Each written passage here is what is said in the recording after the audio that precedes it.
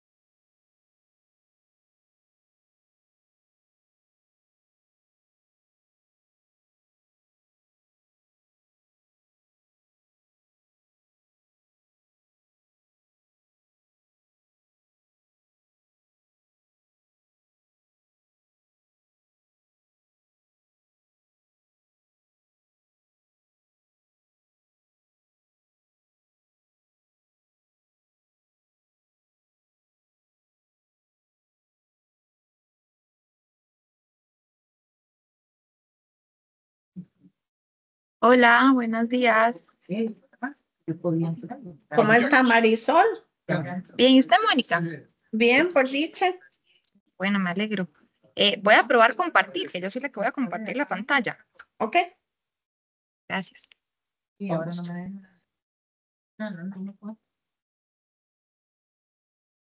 Cierto, ya te divorció usted.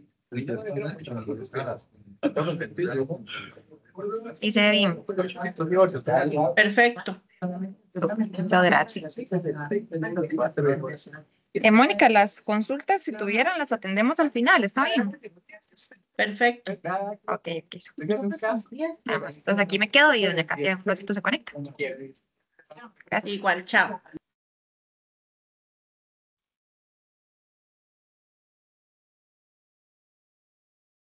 Hola, Tini, buenos días.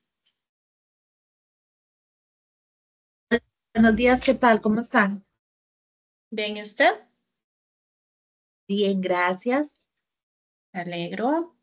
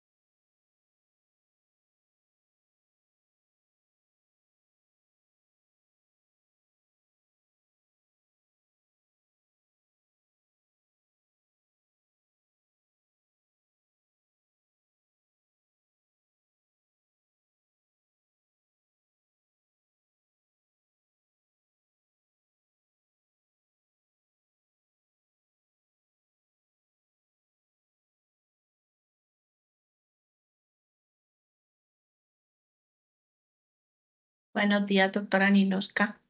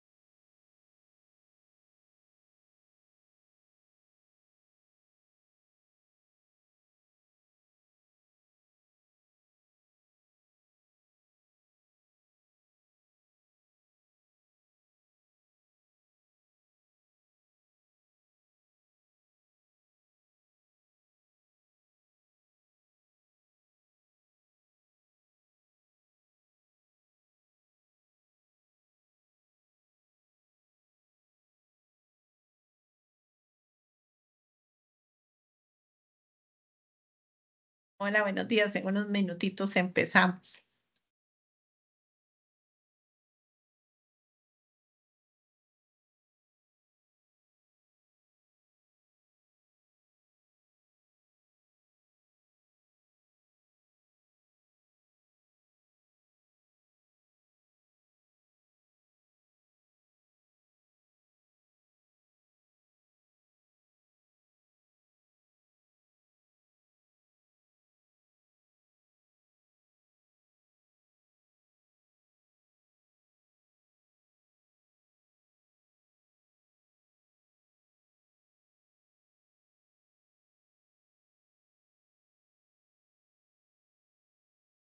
¿Dónde estás? ¿Dónde estás? Aquí.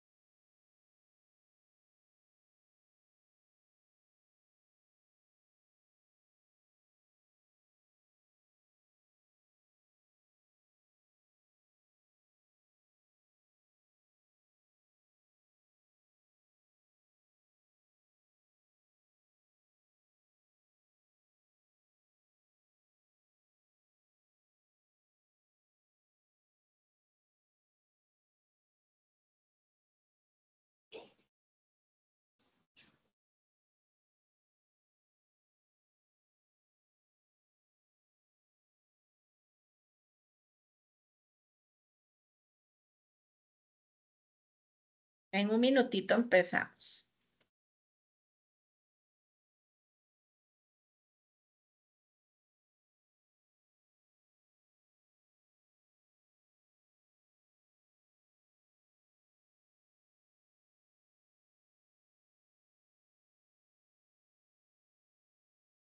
Bueno, muy buenos días a todos. Vamos a dar inicio con el espacio que estaba programado para el día de hoy. Nada más hacerles unos recordatorios previos.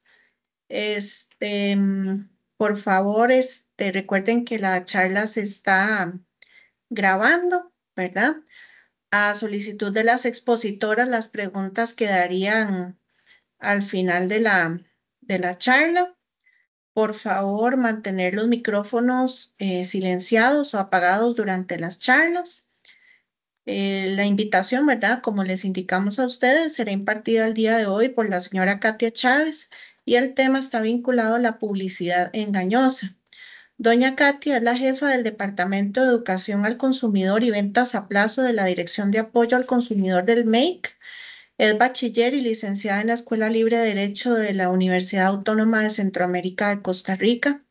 Adicionalmente, posee un posgrado en gestión del sistema de vigilancia de la seguridad de los productos en el mercado de la Universidad Pompeu de Fabra de Barcelona. Es miembro del Consejo Directivo de INTECO, del Instituto de Normas Técnicas de Costa Rica. Y finalmente se ha desempeñado como docente universitaria en las cátedras de Derecho Público y Derecho Administrativo de la Universidad de La Salle. Doña Katia es una reconocida ponente y capacitadora en temas de protección al consumidor, tanto en foros nacionales como en foros internacionales. Ah, antes de darle el pase a doña Katia, le vamos a dar las palabras de bienvenida a la doctora Miriam Jiménez, directora de la Dirección de Medicamentos Veterinarios. Adelante, doctora. Gracias, Mónica. Buen día para todos y buen día a Katia en especial y Marisol por esta oportunidad de recibir los conocimientos con respecto a este tema. Es importante recordar que como vendedores o suministradores de insumos de medicamentos veterinarios, pues también existe una responsabilidad en estos temas con respecto al consumidor. Inclusive nuestro reglamento, el RTCA, está fundamentado también en la ley 7472, que es la ley de competencia y defensa efectiva del consumidor. Se motiva también porque hemos encontrado en el tema ahora de gusano barrenador, que estamos declarando, declarada la emergencia, se han encontrado pues muchas documentos, iniciativas de que determinados productos actúan precisamente contra este gusano barrenador, no siendo así correcto, y que muchas de estas situaciones podrían llevar a los usuarios de los medicamentos veterinarios a tomar una decisión que podría poner en riesgo la salud de esos animales, la salud de la mascota, la salud del ternerito, de la vaca, en la que están utilizando un producto que se promociona como efectivo para el gusano barrenador, no siendo así. Entonces, vamos a escuchar las recomendaciones y la charla que tiene preparada el MEI, pues en estos temas de publicidad, Katia, muchas gracias, y Marisol, por esta oportunidad que nos dan de poder escuchar sus recomendaciones. Y buen día para todos y a todos los que están participando el día de hoy. Muchas gracias. Gracias, doctora Miriam. Doña Katia, adelante. Gracias. Buenos días a Mónica, a la doctora Miriam, a todos los que nos están acompañando. En efecto, nosotros, tanto Marisol como mi persona, trabajamos en el Departamento de Educación al Consumidor y Ventas a Plazo. Y pues nosotros tenemos una capacitación en efecto sobre la regulación que aplica en Costa Rica en relación con el tema de cómo se debe disponer la publicidad y cuáles son todos esos principios y pautas que el comerciante debe cumplir a efectos de que no caigamos en ese supuesto que la ley también regula, que se llama la publicidad engañosa. Entonces, en ese marco es que nosotros hoy venimos a compartir con ustedes cuál es el marco legal de protección al consumidor. Para empezar, tenemos que estar regulado en el artículo 46 de la Constitución Política y están reconocidos nuestros derechos como consumidores y se tutela algo que para mí es medular, digamos, en el tema de la protección de los derechos del consumidor y en el tema de derecho de consumo en términos generales, que es la información. El derecho ese derecho que tienen los consumidores a recibir información clara, veraz, suficiente, oportuna, previa y antes de la toma de la decisión de consumo. Después tenemos que ese artículo 46 se instrumentaliza en la Ley de Promoción de la Competencia y Defensa Efectiva del Consumidor, que es la ley especial. Es una ley especial que tutela los derechos de las personas consumidoras y que especifica cuáles son las obligaciones que tiene el comerciante para con los consumidores. Y después tenemos el reglamento, que es el decreto ejecutivo 37899-MAKE, ¿verdad? Que lo que hace es que desarrolla todos esos principios que están en la ley, por supuesto, respetando el principio de la potestad reglamentaria, es decir, no puede ir más allá de lo que la ley establece, sino que se explican para que puedan ser cumplido de manera adecuada por parte de los proveedores o comerciantes en el mercado. Dicho esto,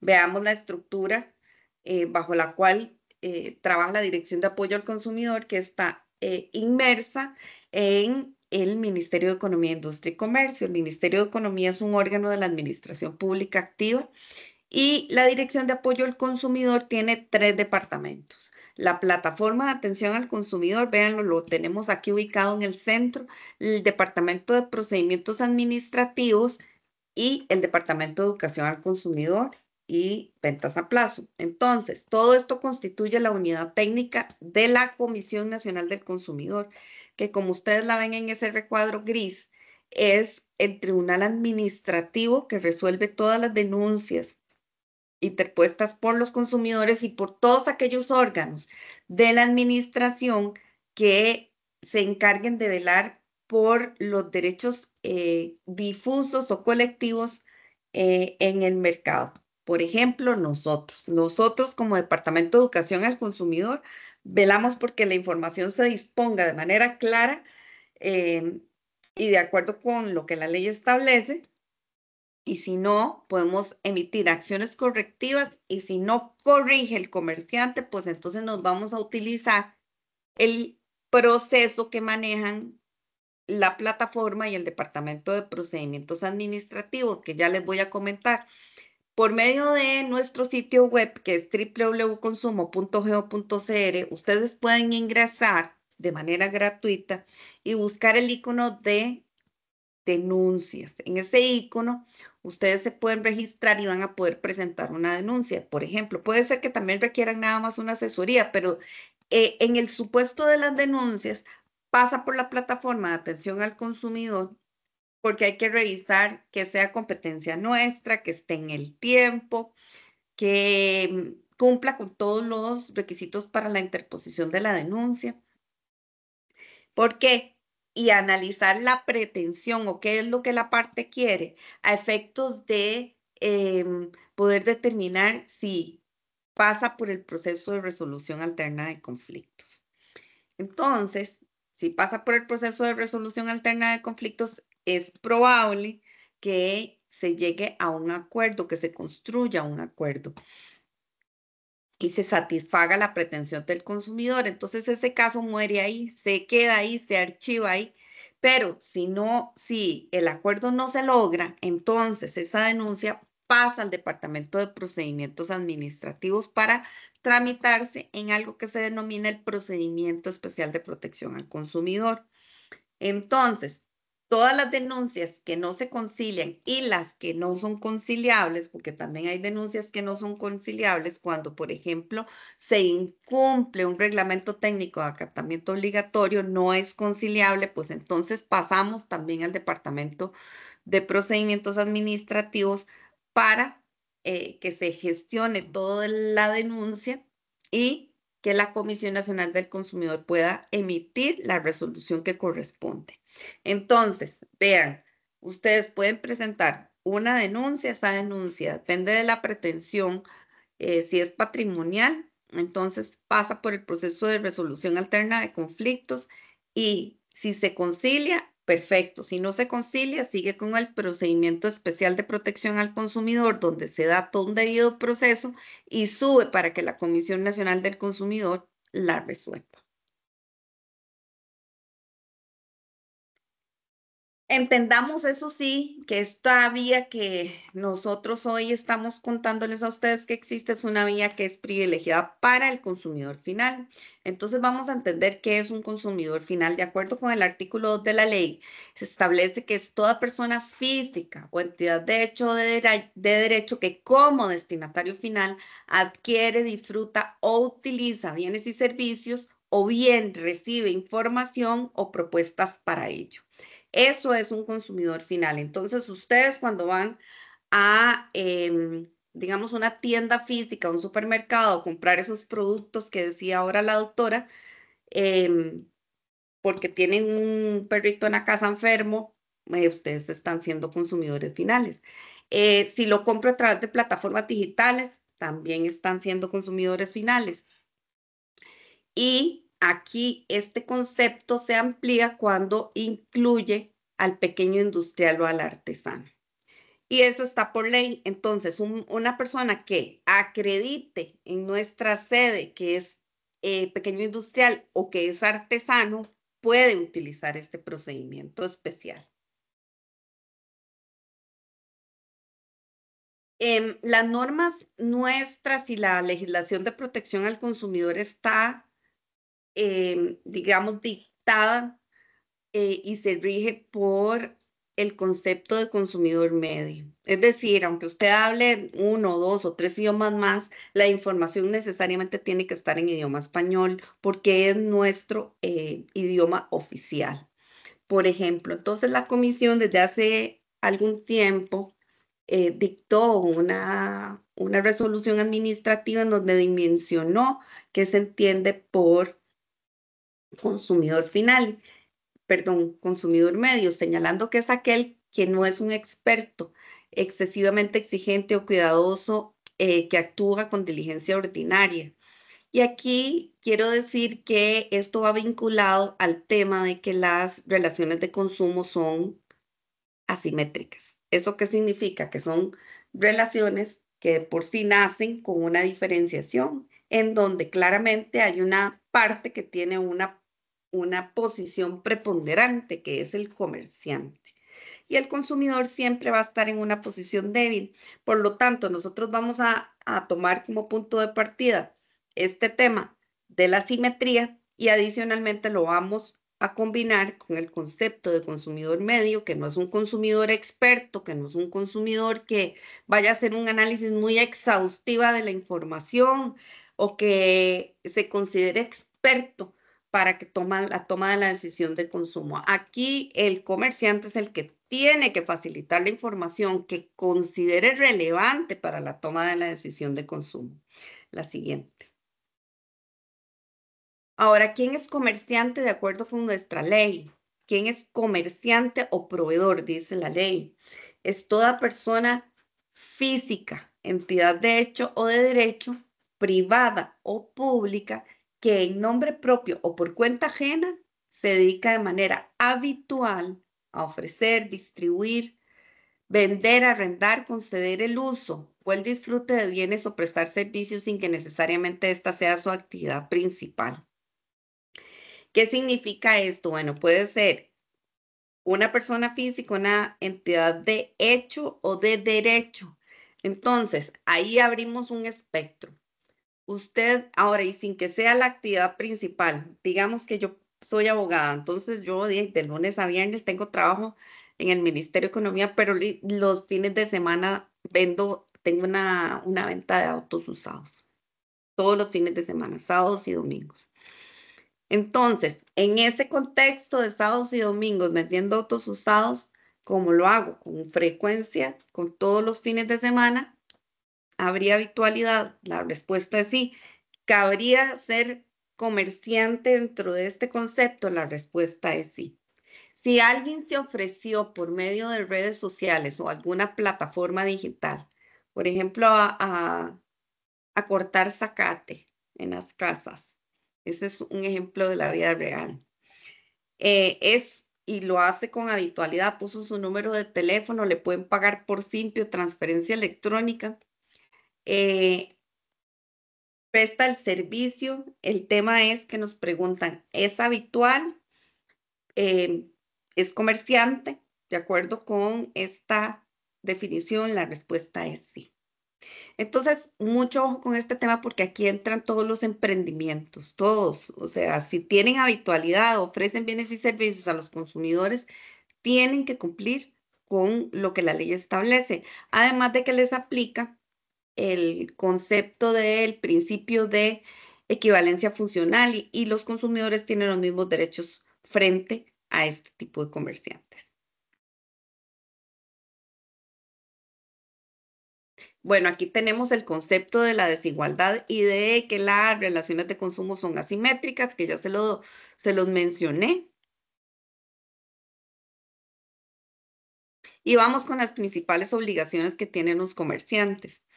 Por supuesto, para nosotros el tema de que informe de manera clara, veraz, suficiente, oportuna, de previo a la toma de la decisión de consumo y en idioma español es medular.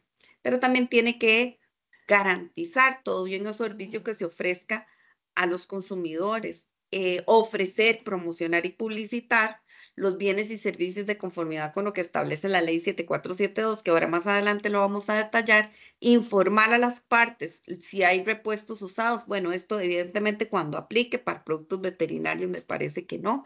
Extender factura o el comprobante de compra, esto sí aplica donde conste la identificación del bien o el servicio y el precio efectivamente cobrado. El precio efectivamente cobrado es el precio final. Fijar plazos prudenciales para formular reclamos, respetar las condiciones de la contratación, cumplir con las normas de acatamiento obligatorio cuando apliquen, ¿verdad? Informar cuando no existan en el país servicios técnicos de reparación y eso también cuando, según sea el caso.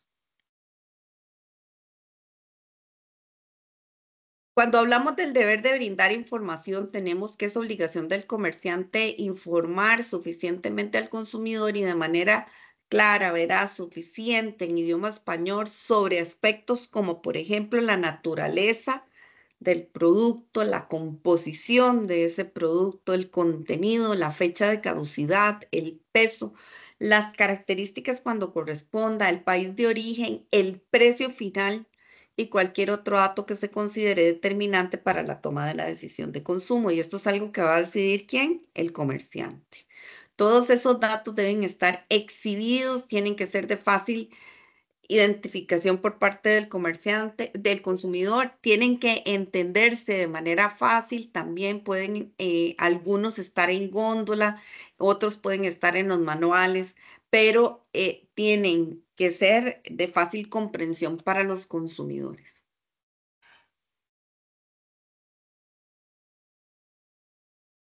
En este contexto, ¿qué entendemos por publicidad? ¿Qué es publicidad de acuerdo a lo que la ley nuestra establece? Bueno, es cualquier forma de mensaje que sea difundido de cualquier modo en el ejercicio de una actividad comercial, industrial, artesanal o profesional y que busque promover la venta de productos, bienes, muebles o inmuebles, la constitución o la transferencia de derechos y obligaciones y la prestación de servicios.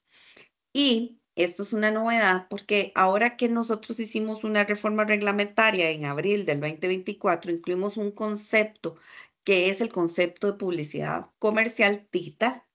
De acuerdo con las mejores prácticas a nivel internacional, se entiende que es el que se utiliza, en el que se utilizan los medios digitales interactivos y que está destinada para promover productos o influenciar el comportamiento de las personas consumidoras. Entonces, tanto la información difundida en medios publicitarios como la contenida en una etiqueta o empaque del producto debe ajustarse al principio de veracidad. Así que esa publicidad debe cumplir con que debe realizarse de acuerdo con la naturaleza del bien o el servicio. No se puede omitir información si esto conlleva la producción de un daño o un peligro para la salud, la seguridad de los consumidores. 3, la relación entre el fondo y el texto, es decir, a la hora de disponer esa información, digamos, en redes sociales o impresa en un afiche, en un volante, en un flyer, tiene que permitir su fácil lectura para que el consumidor no, digamos, no se le induzca a error o engaño. Y número 4, que no puede contener manifestaciones o presentaciones visuales que directa o indirectamente, por afirmación o por omisión, o por ambigüedad o exageración, puedan llevar al consumidor a un error. Eso es lo que procura la publicidad bien presentada. Vamos a ver los principios de la publicidad. Son 3. 1, la veracidad, y es que la información tiene que ser fidedigna, tiene que ser real y debe corresponder con esas características del bien o el servicio que se vaya a publicitar. La claridad está relacionada con que el contenido de la información no debe omitir aspectos que sean relevantes. Ejemplo, para mayores de 18 años. Para entender esa naturaleza del bien o el servicio que se le está ofreciendo a los consumidores y tampoco puede utilizar frases ambiguas. Y finalmente la legibilidad, que ese es el tercer principio, que debe permitir la fácil y adecuada lectura por parte del consumidor. Entonces, recuerden esas publicidades que se daban y que bueno, todavía las encontramos, pero ahora en plataformas digitales que tienen una letra muy chiquitita que no se ve, ¿verdad? A veces nosotros cuando analizamos un anuncio tenemos que hacer zoom, zoom, zoom, zoom, zoom y aún así cuando llegamos al máximo del zoom la letra se distorsiona, entonces no se entiende qué es lo que dice. O sea, si no lo podemos hacer nosotros como órgano fiscalizador, menos un consumidor medio. Esto es unas definiciones que puntualizó la Comisión Nacional del Consumidor en una resolución sobre lo que es inducción a error y lo que es inducción a engaño. Entonces, sobre la inducción al error, señaló que se produce por una inexactitud o imprecisión en la información que genera en el receptor una comprensión ambigua y difusa del enunciado publicitario. Y lo otro es que tiene que ver con la intención en el mensaje publicitario, que está directamente encaminado a creer en el receptor, o sea, en el consumidor final, que hay una inexistencia de ese bien o de servicio y de la promesa que no le va a ser cumplida de forma parcial o total.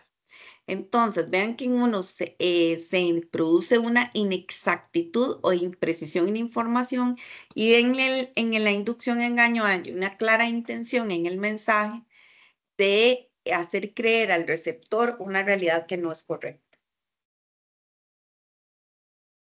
Así tenemos entonces el concepto de publicidad engañosa. Esto lo desarrollamos en el reglamento cuando definimos que es aquella información o comunicación comercial en que se utilicen textos, diálogos, sonidos, imágenes o descripciones que de manera directa o indirecta e incluso por omisión pueden inducir a engaño, error o confusión al consumidor. ¿Sobre qué? Sobre las características básicas de ese producto o ese servicio, sobre la calidad, sobre la cantidad, sobre la utilidad, sobre los componentes o ingredientes, ¿verdad? Sobre la marca del producto, sobre la verdadera naturaleza, sobre los beneficios o las implicaciones del uso de ese bien o esa contratación del servicio e incluso sobre el origen geográfico. Por acá tenemos unas representaciones de la imagen de la hamburguesa que se publicitó y vean que ahí Marisol les hizo una mención de esa famosa frase que utilizan de imagen con fines ilustrativos y el producto real recibido, que no tiene ninguna relación con la imagen publicitada. Y el usar ese tipo de frases de imagen con fines ilustrativos, eso está prohibido por ley, justamente por esta razón, porque le crean una expectativa al consumidor de que va a recibir ese producto así tan apetitoso y jugoso y resulta que recibe otra cosa. Entonces, vean que ahora vimos tres principios, el principio de veracidad y el principio de claridad. Veamos entonces cómo en esta filmina están los tres principios primordiales. Uno, el contenido del mensaje publicitario con información que es falaz o insuficiente o la omisión de la información determinante. El segundo es la inducción a error, sea que se dé o que exista posibilidad de que se dé, ¿verdad? 3, la posibilidad del perjuicio económico. El perjuicio económico se da cuando el consumidor realiza el acto de consumo. El engaño debe ser capaz de influir en el ámbito patrimonial de sus destinatarios, disminuyéndolos sin perjuicio de daños conexos en su salud física y emocional y en su entorno social. Esto se puede dar con cualquier tipo de producto. Ahí nosotros siempre utilizamos ese ejemplo de la hamburguesa porque es algo que realmente, digamos, impacta. Incluso nosotros una vez fuimos a una capacitación y sabemos que ese tipo de fotografías en los cursos de marketing en las universidades les enseñan a cómo utilizar productos que ni siquiera son alimenticios para que se vean con ese brillo, con luminosidad, para que se vean así como perfectos, ¿verdad?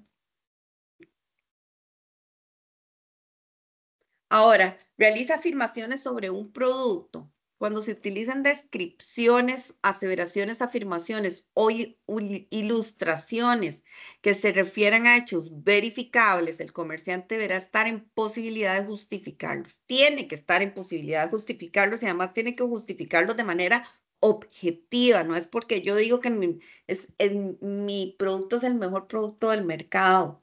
No, hay que saber por qué, contra qué, cuál eso es publicidad comparativa. La veracidad de la evidencia se valorará en el tanto demuestre no solo las aseveraciones expresas, sino también la impresión global que cause o pueda causar el material divulgado. Ah, sí, obvio. Bien, esto nos lleva al tema de si es posible en nuestro mercado que se dé publicidad comparativa. La respuesta es sí. Se da cuando se utilizan mensajes que realizan una comparación del producto o del servicio de forma expresa o implícita con otros similares de su competencia. Entonces, hemos encontrado frases en el mercado. Nosotros hacemos fiscalización de este tipo de publicidad de manera frecuente. Identificamos entonces estos mensajes que son los mejores productos, las mejores ofertas, el mejor precio, mejor cuota de crédito y somos los mejores. Aquí tenemos un ejemplo donde dice colecciones al mejor precio. Esto lo capturamos a través del Observatorio de Comercio Electrónico que se dedica de manera constante a revisar publicidades de esta naturaleza y es un proceso que está dentro del departamento que tengo a cargo. Entonces, aquí lo que queremos resaltar es que esa comparación se debe basar en datos relevantes, objetivos y verídicos sobre los cuales exista una base razonable de respaldo. ¿Qué quiere decir esto? Que si yo le prevengo o le prevenimos, mejor dicho, en el departamento, al negocio que diga por qué sus colecciones están al mejor precio, tiene que darnos una respuesta objetiva. De lo contrario, es publicidad engañosa.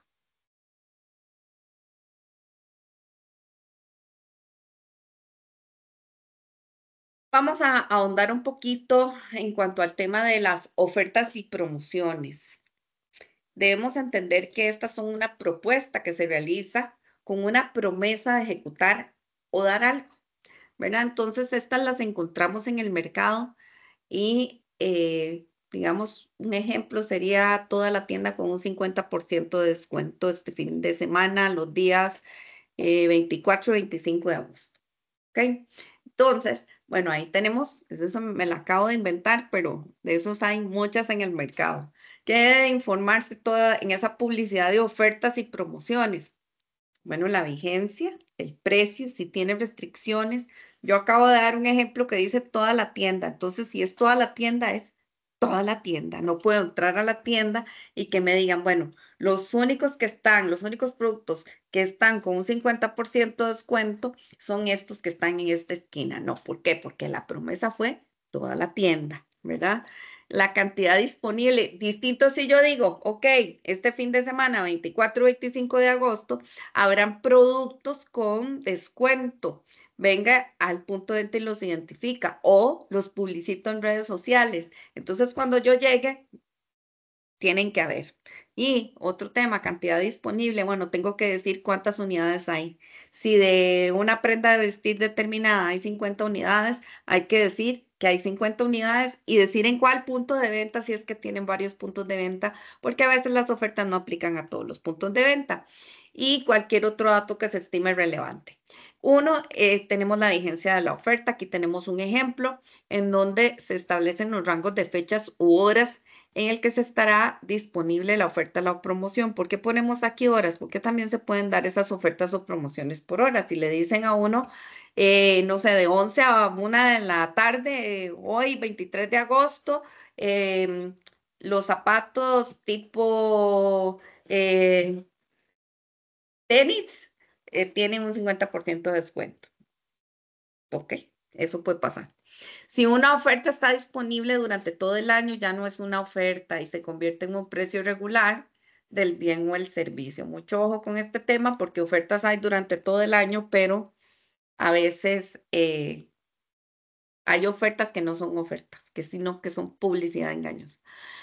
Aquí tenemos unos ejemplos. Nosotros salimos a hacer fiscalización de mercado en ocasión del Black Friday y tenemos una que cumple y una que no cumple. Y eso lo checamos nosotros directamente. Vean que en la primera dice Black Friday, jueves 23 al domingo 26, menos un 50% en el segundo artículo. Y los colaboradores de la DAC lograron corroborar que esa información, esa promesa era verídica. En el siguiente dice sale o 3x2, llévate 3 y paga 2, 1 gratis, oferta por tiempo limitado. No cumple al indicar oferta por tiempo limitado, tiene que indicar las fechas en las que va a estar vigente. En el siguiente vamos a observar sobre el precio del bien o el servicio. Vean, cuando hay ofertas, la ley establece la posibilidad de que usted puede indicar el precio anterior, el precio actual, y así el consumidor ve cuál es la rebaja, o hacerlo por medio de porcentajes que son aplicables en caja.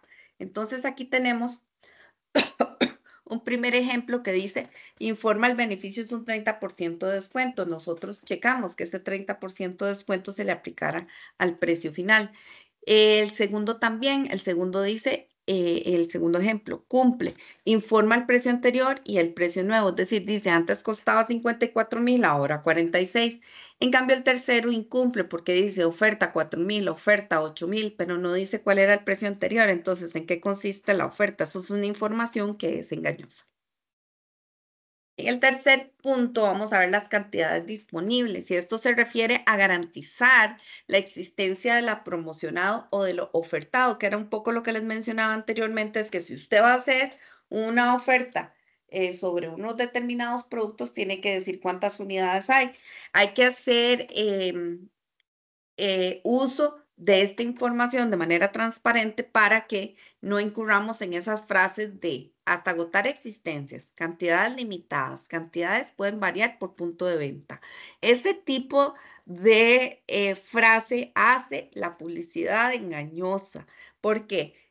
¿Quién dice que entonces cuando yo llegue van a tener unidades disponibles? Me van a decir, ay no, ya se agotaron, porque era hasta agotar existencias. Entonces termina el consumidor comprando otra cosa que no eran esos agendas o planners que se publicitaron.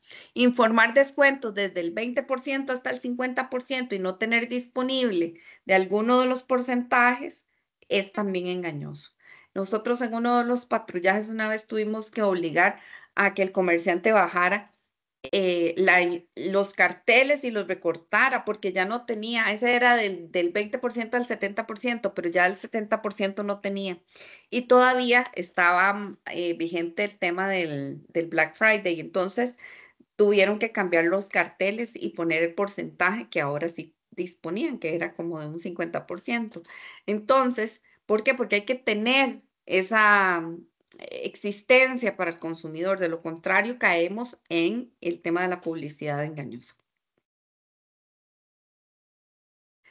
Restricciones de la oferta. Se debe informar de modo previo, claro, veraz y legible cualquier limitación, siempre y cuando no vaya en perjuicio de los derechos de las personas consumidoras. Y esto es esa famosa frase de aplican restricciones, que creen a veces nosotros cuando vamos a estas charlas para los que hacen la publicidad les insistimos en ese tema, pero como que no terminan de entender que eso no vacuna a nadie contra el incumplimiento. Ahí se da un incumplimiento, más bien al ponerlo. ¿Por qué aplican restricciones? ¿A dónde puedo ver las restricciones? En este caso no estaban disponibles, o sea, simplemente ya por default, como dicen, lo ponen, pero eso lo que hace es más bien tergiversar el mensaje que se quiere enviar al consumidor.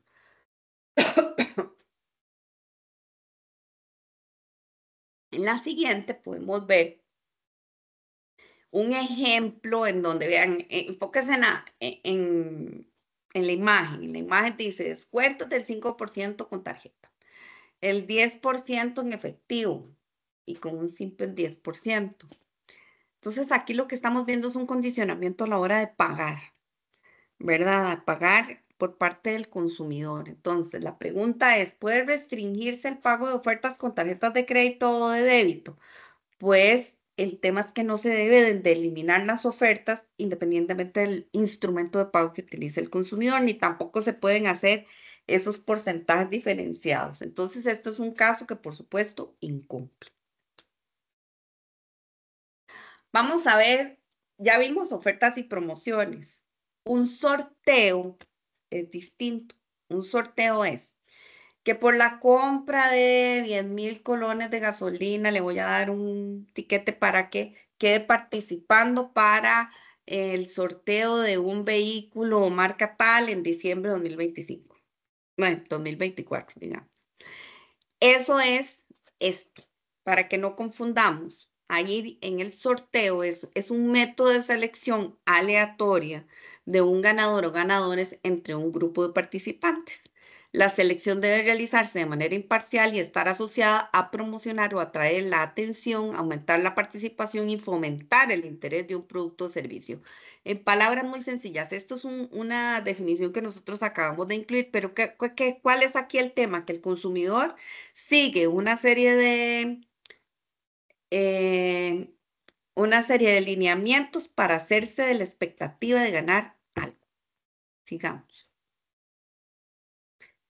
Estas son las reglas que aplican en el caso de los sorteos.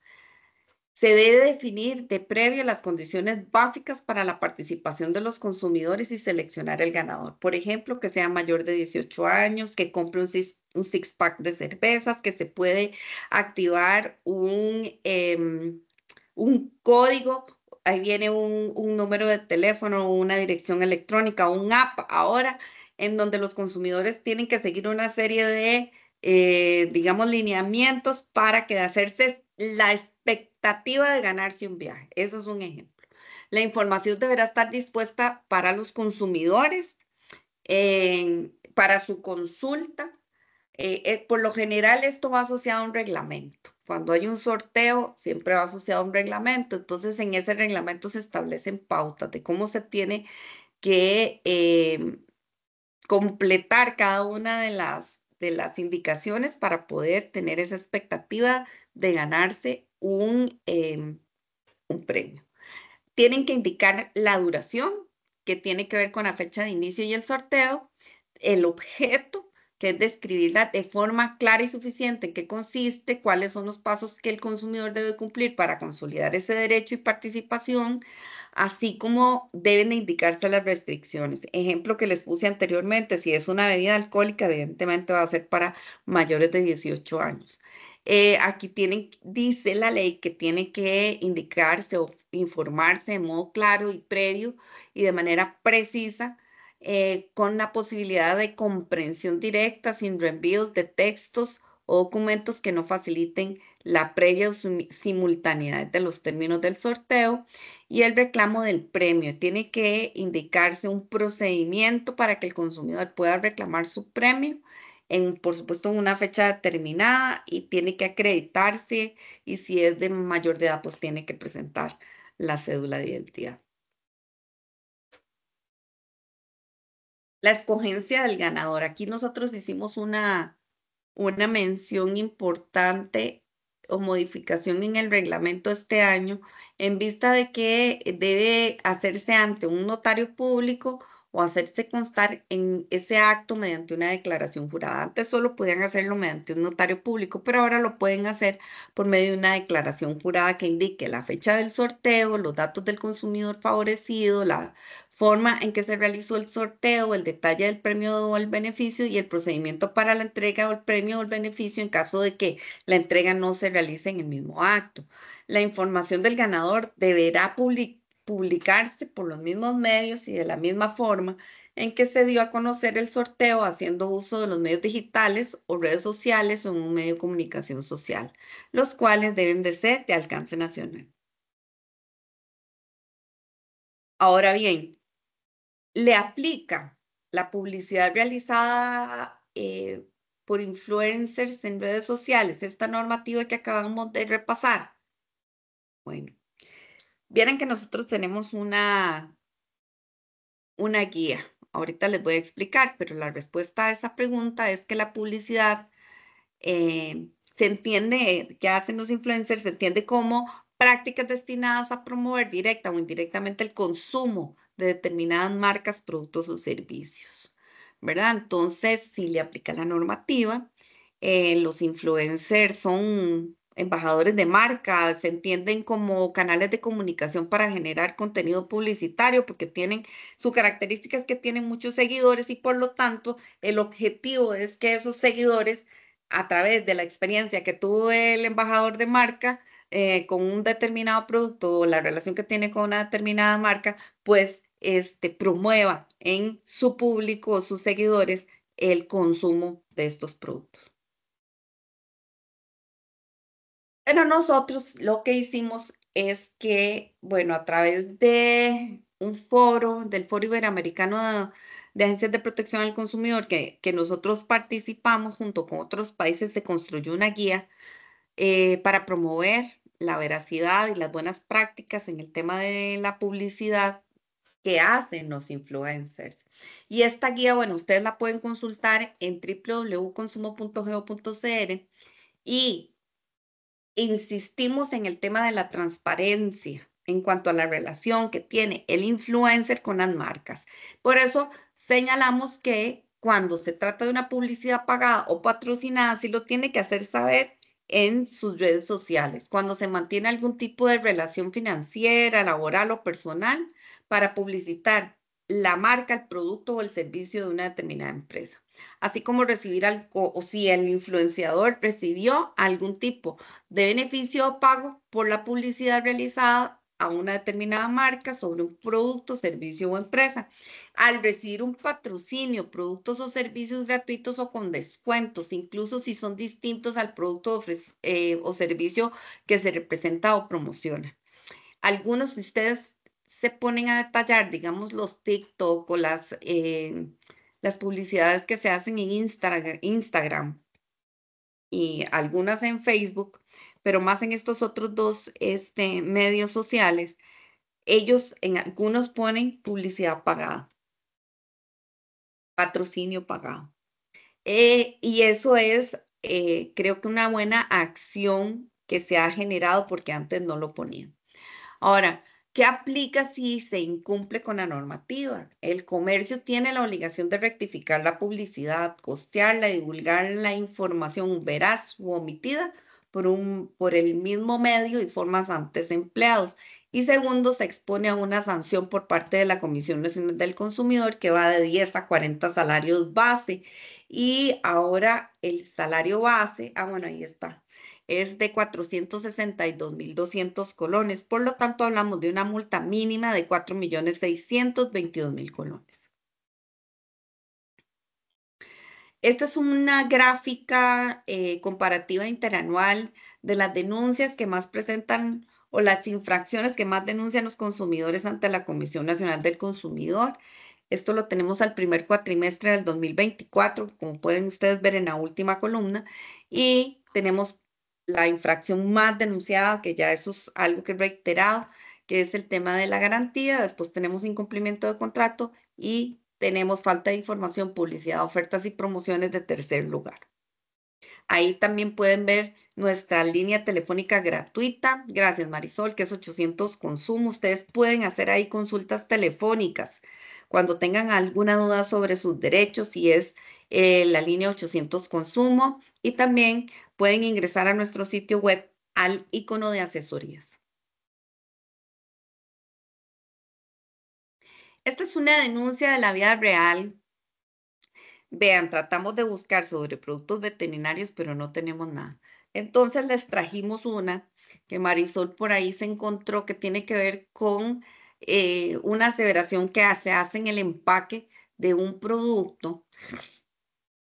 En este caso es un producto alimenticio que se compró en un supermercado, que son paquetes de pastas, en donde en el anuncio publicitario de televisión y prensa se anunciaba como con frases e imágenes que hacían pensar que el origen del producto, origen geográfico. Recuerden que ahora estudiamos en una filmina que la confusión en relación con el origen geográfico pudiera ser publicidad engañosa. Bueno, este es un ejemplo, en donde aquí se decía o se hacía pensar que el producto era de origen italiano. Entonces decía, en un lugar de Italia, el clásico saber italiano, pastas de Italia a Costa Rica. Posterior a comprar la pasta, se percató de que esa pasta era fabricada en México. Por lo tanto, ya no es italiana. Y ahí está el engaño. Se utiliza publicidad comparativa como decir la mejor pasta, la pasta más rica y la pasta más nutritiva. Por lo tanto, la comisión declara con lugar el caso, hace un abordaje sobre el tema de la publicidad engañosa. Dice que no es exigible la producción del daño para que se intente inducir a error o engaño al consumidor. Es decir, aquí se dice que es tanto la intención como cuando se materializa y pues que ese mensaje publicitario refiere tanto de manera expresa como implícita que los productos son de origen italiano cuando en realidad son de origen mexicano.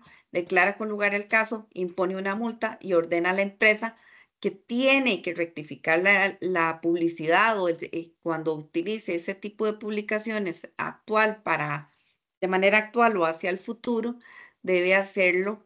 Ese contenido tiene que ajustarse de modo claro y veraz a lo que la ley establece, es decir, no puede utilizar información que vaya en contra de la normativa ni tampoco que pretenda inducir a error o engaño a los consumidores.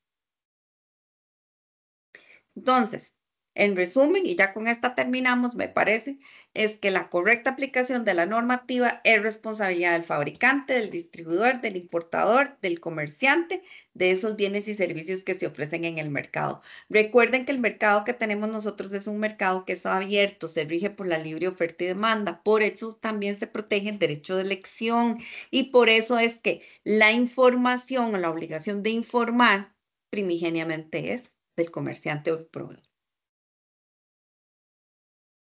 Muchas gracias. Aquí entonces abriríamos el espacio a consultas, preguntas, si tuvieran. Gracias, por favor, las personas que están participando, si tuvieran interés en hacer alguna consulta o comentario, levantar la manita en la plataforma y conforme se van enlistando, les vamos dando la palabra. Si alguien tiene restricción con el micrófono, pueden escribir la consulta por medio del chat y yo les hago el favor de leerla. Doctor Edwin Garro, adelante. Tenía una consulta. Cuando se ofrece una oferta de que el segundo producto es a mitad de precio, pero si le hago un ejemplo, digamos, yo compro un vestido entero, yo no necesito 2 vestidos enteros, pero compro una jacket y la diferencia entre los 2 precios es bastante significativa. ¿Con cuál precio me hacen el descuento? O sea, en la publicidad dice que el segundo producto es a mitad de precio, pero ¿cuál es el segundo producto? ¿El vestido entero o la jacket? ¿Cuál es el de precio mayor?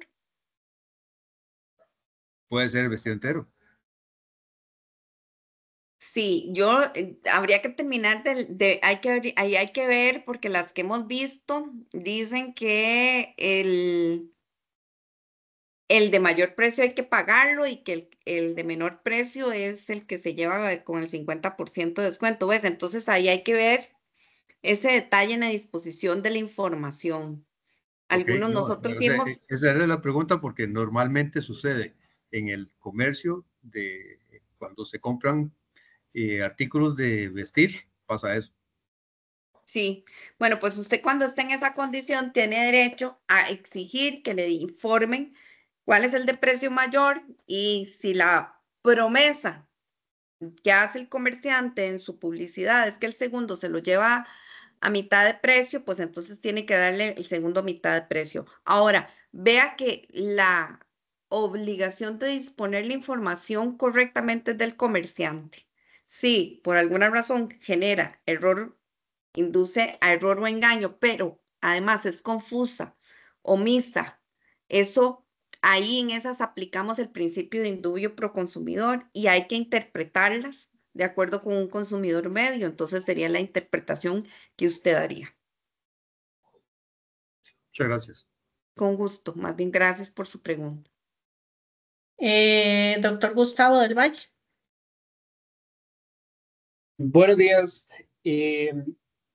No sé si más bien es para vos, Mónica, pero no sé, ahí, ahí vemos. Es que, de hecho, casualmente un cliente nos estaba haciendo como una observación de que no iba a utilizar un promocional nuestro porque podría causar problema con el ente regulador. Porque, digamos, es dentro de un flyer que es para control de gusano barrenador específicamente, que está puesto por etapas. Pero claro, nosotros lo que hicimos fue utilizar las indicaciones mismas del producto, o sea, lo que está registrado, pues, que lo que dice es para el control de larvas de dermatobia y otras miasis. Y bueno, que mata la larva, el gusano barrenador, la elimina. Pero él nos hacía la observación que no lo iban a poner porque podrían tener problemas con ustedes mismos. Entonces, no sé si eso se puede utilizar y decirle que lo pueden utilizar o hay algún problema con esto, porque no deja de ser una miasis y la cual sí trata. Gracias, Gustavo. Le cedo la palabra a la doctora Miriam. Sí, precisamente durante el proceso de registro, el fabricante debe garantizar los estudios y tener los estudios de que garantice que es efectivo para ese tipo de tratamiento, para esa indicación. Esa persona perfectamente puede venir y solicitar, y ahí es donde también le pido la ayuda a Katia de esa parte técnica del ente regulador. ¿Qué haríamos nosotros ante a una denuncia donde el usuario indique que el producto no le funcionó para algo que estaba indicado en su etiqueta y que quiere ver los estudios que garanticen que ese producto funciona para X tratamiento, o en este caso para gusano barrenador, que es el tema de Sí. hoy día, ¿verdad? Pregunta, ¿ese tipo de productos se consiguen en el supermercado? Nada más para que me ilustren. ¿En una veterinaria? ¿A dónde Sí, se correcto. consigue? Cuénteme a dónde lo puede consumir. Es que el consumidor, o sea, yo puedo ir a la veterinaria y comprar el producto y el producto, o sea, me lo ofrecen para una determinada cosa. Sí, el producto debe estar debidamente registrado, registrado Ajá. su fabricante, registrado el producto, registrado la droguería que lo vende, y se puede vender, en este caso, para productos contra gusano barrenador, se pueden vender en las farmacias veterinarias que le vende al público, al ganadero. La droguería vende al por mayor y la farmacia vende al por menor al público. Ok, al por mayor no podríamos verlo, pero al por menor de uso doméstico se puede comprar de uso doméstico De para la uso casa. animal, ajá, de uso animal, o sea, el usuario, el consumidor puede llegar a la farmacia veterinaria y decir, compro este producto porque tengo un perrito o una vaca con gusano barrenador. Vea, pero recuerden que ahora cuando yo les expuse, cuando les definí lo que era consumidor final, únicamente aquel que es considerado pequeño industrial o artesano, o sea, que sea más grande que Katia Chávez, que puede comprar eso para su perro. Esa era mi pregunta. Salvo que esté en el concepto em, de artesano o, ya lo dije ahorita, ya se me olvidó. O pequeño industrial, doña Katia. pequeño industrial, exactamente, me quedé pegada.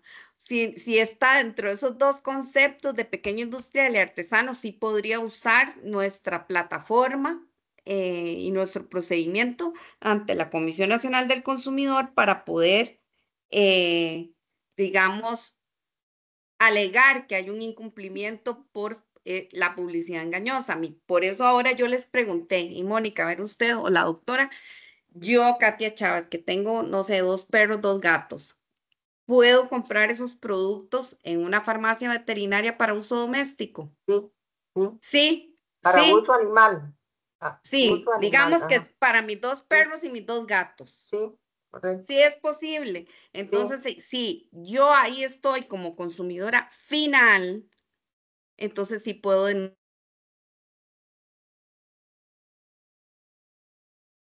Se quedó pegada, Katia, se fue, se le fue el internet. Sí, se le quedó pegadito. Sí, Démosle un ¿verdad? chancecito. Sí, Pero sí. lo que estaba terminando de decir doña Katia es que si uno es como consumidor final, sí puede interponer la denuncia ante la Comisión Nacional del Consumidor. Sí, y la persona también puede tener interés de que le indique ya más específico. El campo nuestro es, actúa contra esa garrapata. ¿Contra cuál garrapata tienen los estudios? Actúa contra esa miasis. ¿Cuál miasis es contra la que actúa? Tienen los estudios que verifique, que garanticen que ese producto es efectivo para ese tratamiento. Es parte de lo que el reglamento también nuestro establece, ¿verdad? Dentro de la información que debe tener ese expediente de ese producto que se está comercializando y que le llega a ese consumidor. Vamos a ver, ahora me escuchan. Sí, correcto. Sí. Ya volví.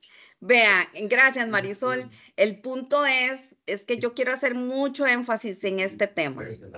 Yo quiero saber, y por eso se los digo, si ustedes tienen dos animales como yo, que tengo un perro y un gato, y yo quiero comprar un producto, sea este o cualquiera, porque mi perro tiene garrapatas o lo que sea, o yo no sé, pulgas. El tema es si puedo comprarlo como uso doméstico. Si yo lo puedo Sí, comprar para uso doméstico y a mí me van a dar un recibo y me van a decir, y resulta que no funcionó de acuerdo a lo prometido, entonces ahí podría haber una publicidad engañosa. Estamos. correcto, ajá, sí, correcto, doña Katia. En el momentito que se cortó, la doctora Miriam dijo que sí, sí se podía, digamos, como consumidores finales, sí se puede ir a adquirir el producto. Ok. Y acá me gustaría resaltar este artículo que se los pusimos en la presentación, que es básicamente lo que está diciendo la doctora Miriam, ¿verdad? Y que nuestro reglamento en temas de publicidad que protege al consumidor final menciona.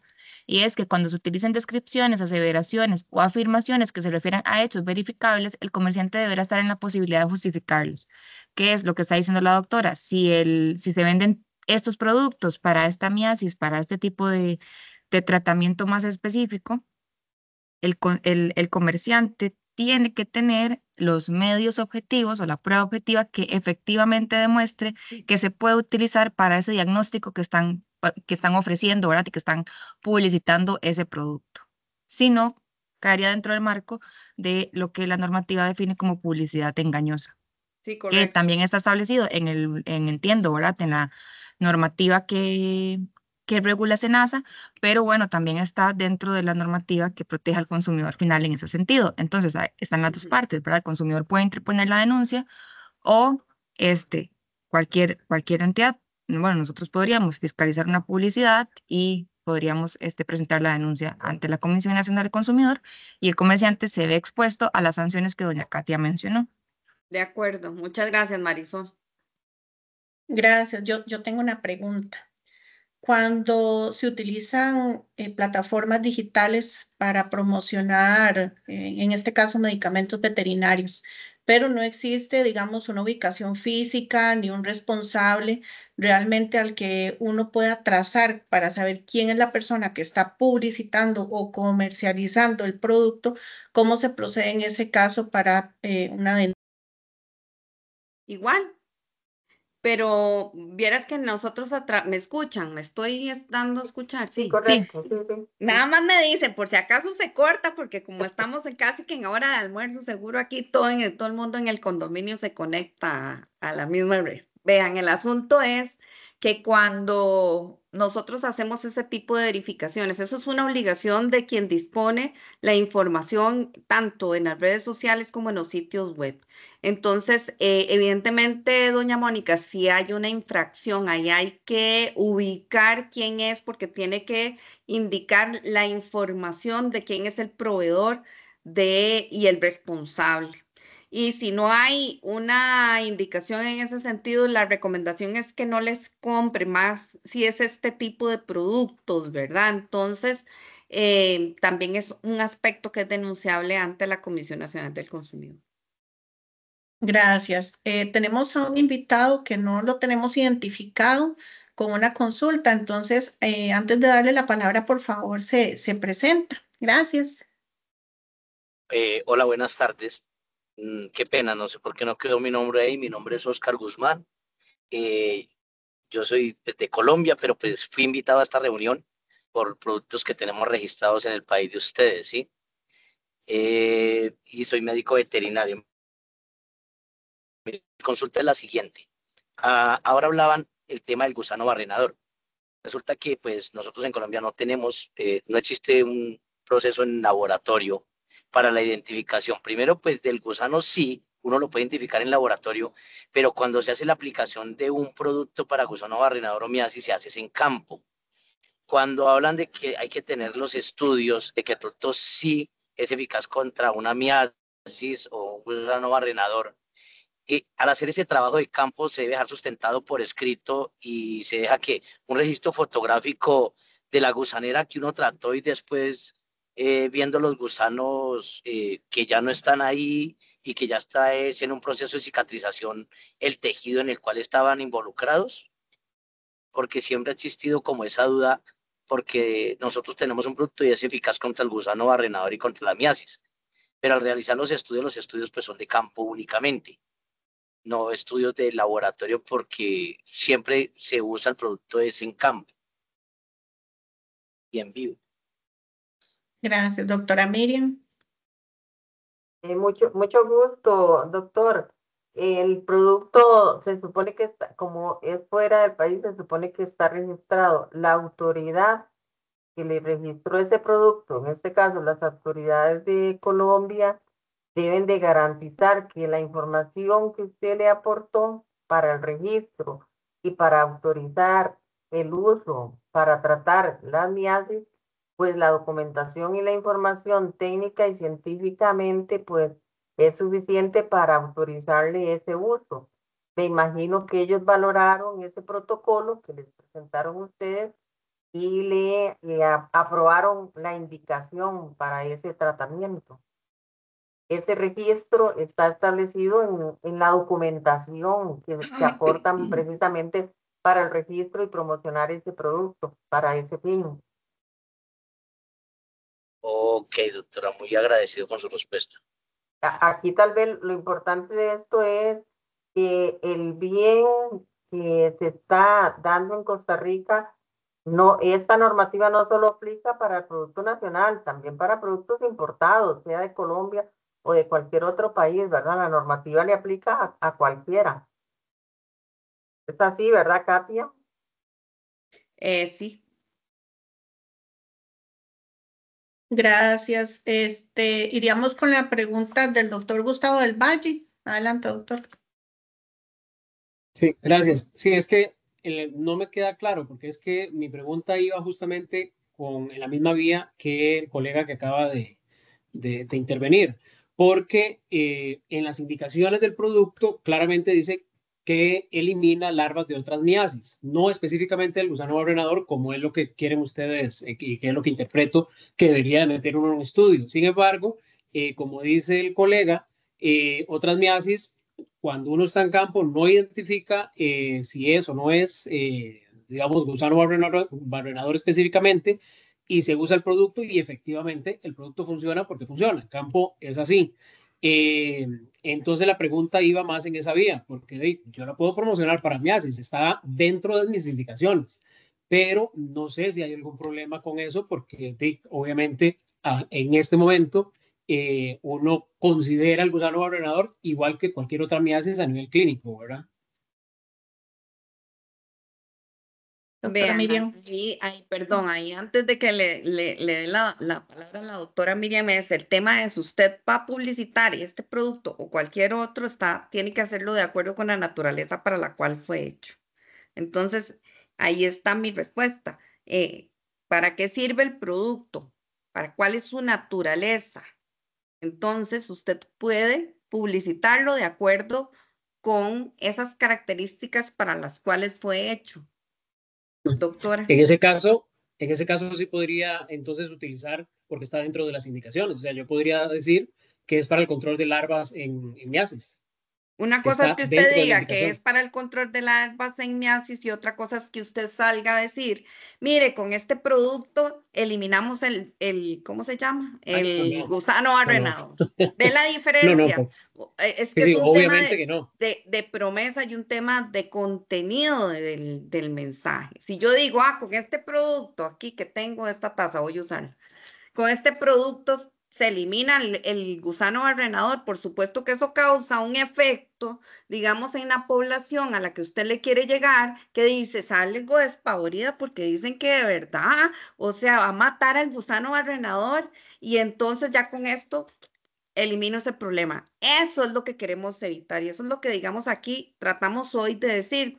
En realidad, una cosa es que usted diga, ahora lo digo de una forma muy técnica, que elimina, ¿cómo fue que dijo miasis? Sí, lo Y que hace es larvas, miel. controlar la miasis específicamente en el animal, o sea, las larvas. Mata las Ok, larvas que están encima del animal ok, donde usted lo eso aplica, básicamente. eso es distinto porque para eso fue creado el producto, esa es la naturaleza del producto. Eso es distinto que usted diga esto otro que le estoy diciendo, de elimina al 100% el gusano barrenador.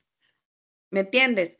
Eso es lo que la doctora ahora señalaba y lo que yo sí puedo decir que a usted también le alcanza desde el punto de vista general de lo que hoy hablamos sobre el tema de la información y cómo se tiene que disponer en los medios que promuevan un determinado producto entre determinados públicos meta. Yo sé que esto no lo va a comprar todo el mundo, sino que es un público determinado, pero ese público determinado que anda buscando trabajar o, digamos, tratar cualquier tipo de miasis o eliminar el gusano barrenador. Entonces, es muy importante, por eso como usted va a disponer el mensaje, por eso hablamos de 3 principios que tienen que cumplir ese mensaje y que era el principio de veracidad, elegibilidad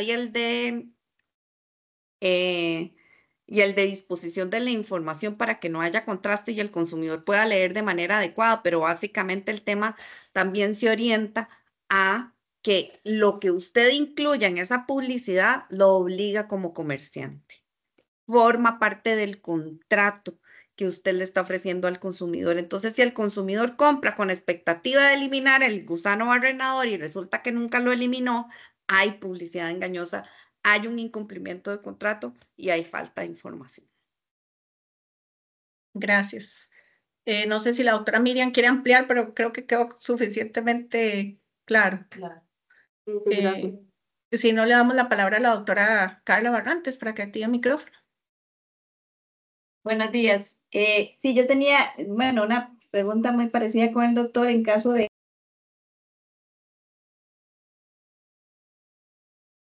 Carla, perdón, la silencié.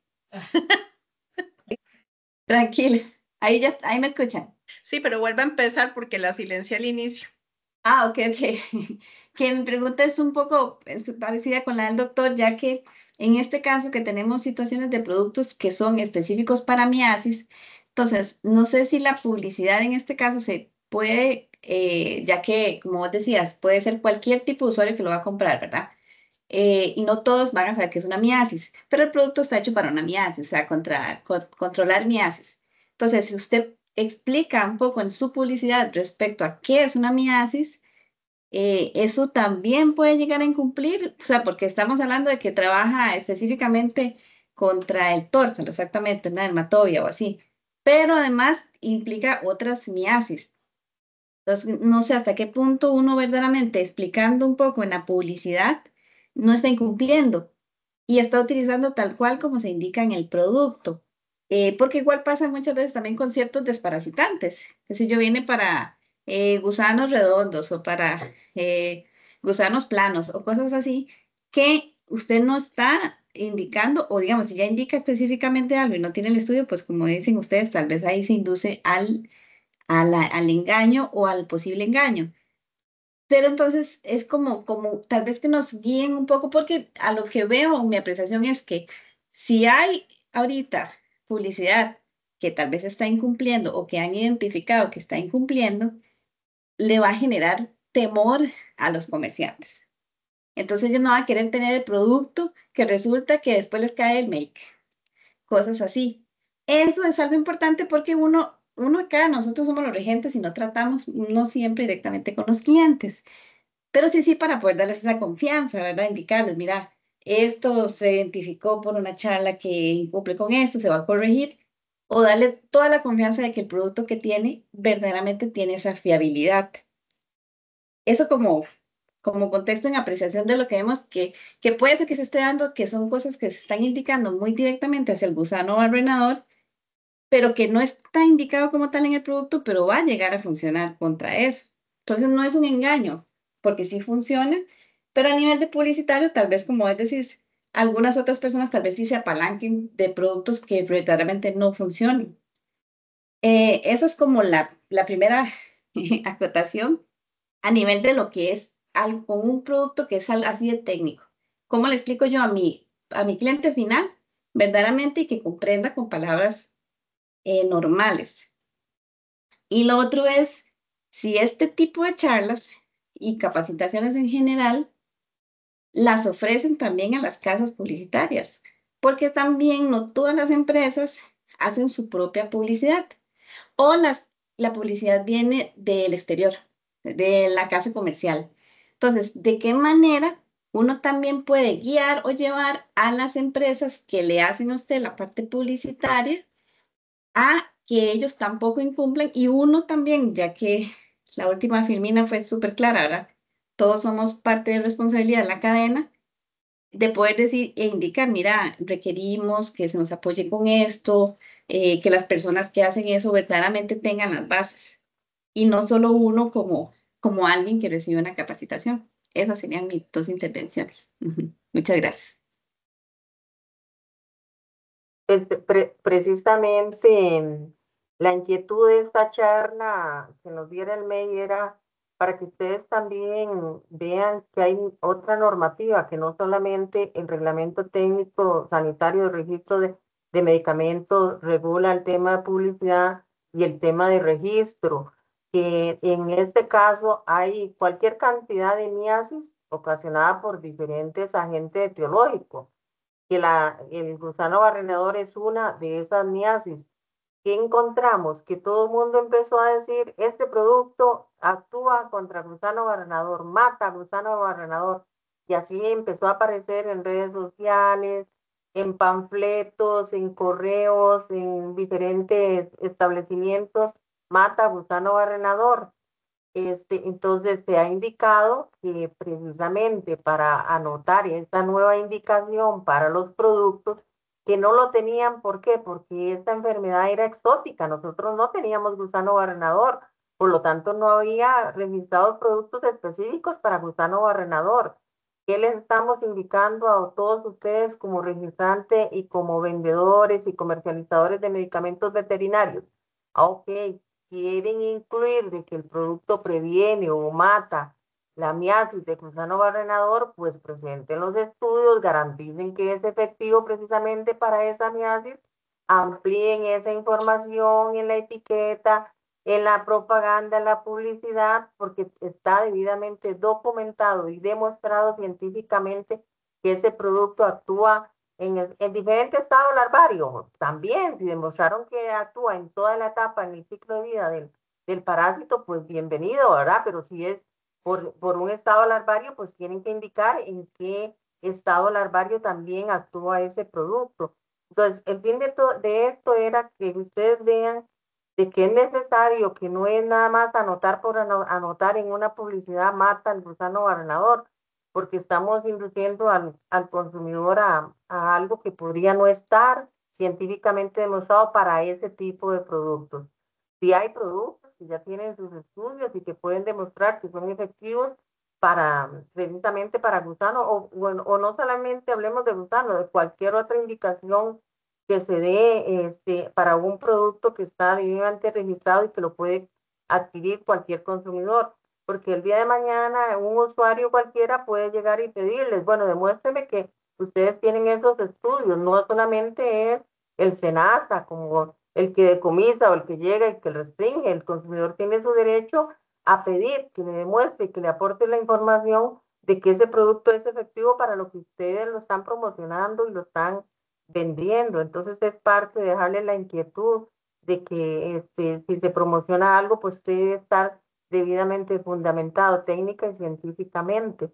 Igual no solamente en efectividad, sino otras advertencias y que pueden suceder, por ejemplo, que algunos dicen, produce aborto, no quiero informar que produce aborto en las perritas porque no me lo van a comprar, pero qué tal si les produce aborto y eso nunca lo indicó, ¿verdad? Ese tipo de situaciones que se ven a través de la información del registro, de la etiqueta y del expediente, que vean que hay una responsabilidad hacia el usuario también final de este tipo de productos o que produce alergia. Tuvimos casos de un champú común y corriente que mataba al gusano barrenador, o sea, ¿cómo es posible? De ahí fue que actuamos y solicitamos esta charla para que amplíen este conocimiento de ustedes. La mayoría son aquí de los participantes, veo que son médicos veterinarios regentes de establecimientos que fabrican y que venden productos veterinarios, para que ustedes también asesoren a los que están vendiendo y comercializando este tipo de productos y que no llegue ahí a la Comisión del Consumidor alguna denuncia precisamente por desconocimiento. Ese es el fin, que ustedes conozcan de las diferentes normativas. Gracias, doctora Miriam. Yo nada más quiero decirle a la doctora que les acaba de responder muy bien a los doctores y adicionalmente quiero decir que nosotros sí damos estas capacitaciones a empresas publicitarias, incluso hay una comunidad que ya recibió capacitación nuestra en términos generales, porque no solo sobre estos productos, sino sobre productos en general que se ofrecen a los consumidores en el mercado y que se ofrecen en tienda física y también en plataformas digitales. Síganos en las redes sociales del Ministerio de Economía porque nosotros tenemos una programación anual de capacitaciones que tal vez les pueda interesar y que no es, bueno, no solo es sobre publicidad, sino que abordamos también el comportamiento y la normativa aplicable en plataformas digitales, que como la que mencionó ahora doña Mónica, es uno de los aspectos que también revisamos en estas plataformas. De manera que recuerden que aquí la obligación de informar es del comerciante. Y el comerciante se entiende no solo el proveedor, o sea, el fabricante o el importador, sino también quien distribuye. Y en derecho de consumo pudiera existir algo que se llama responsabilidad solidaria, es decir, que consideren la comisión que tan responsable es el que fabricó como el que puso a disposición del consumidor el producto. Entonces vean que la responsabilidad de todos desde esta perspectiva y los aliento a que les haya sido de utilidad la intervención nuestra hoy. Agradecemos la invitación de SENASA porque fue una iniciativa de SENASA y quiero agradecerle a la doctora y también a Mónica por toda la coordinación que realizaron. Y con esto, pues Marisol y yo nos despedimos y esperamos que les sean de mucha utilidad los conceptos y la normativa que hoy les compartimos. Buenos días. Buenos Muchas días. gracias, Katia. Y creo que sí, vamos a aprovechar, ¿verdad? Aquí hay una asociación de Conredve de agentes veterinarios que podrían hacer buen uso de esa programación anual para aumentar los conocimientos. Agradecerle a Katia y a todos los que se conectaron el día de hoy en este evento y a Mónica también y a Marisol por esta actividad. Muchas gracias a todos. Gracias. Si me activan, por favor, las cámaras, los que tengan posibilidad de hacerlo para tomar la respectiva captura de pantalla, se los agradecería mucho. Por favor, me vuelven a ver para la camarita, para que no me queden viendo para otro lado.